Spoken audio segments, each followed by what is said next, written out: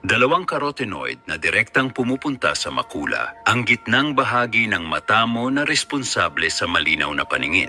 Sila ang natural na panangga laban sa oxidative stress, UV rays, at damage mula sa matagalang paggamit ng cellphone, TV, o computer screen.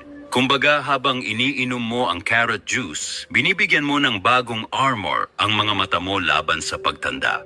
Ngayon, pag-usapan natin ang epekto nito sa utak. Ang carrot juice ay may falcarinol, isang natural compound na tumutulong protektahan ang mga cell membrane ng neurons mo at binabawasan ang inflammation sa utak.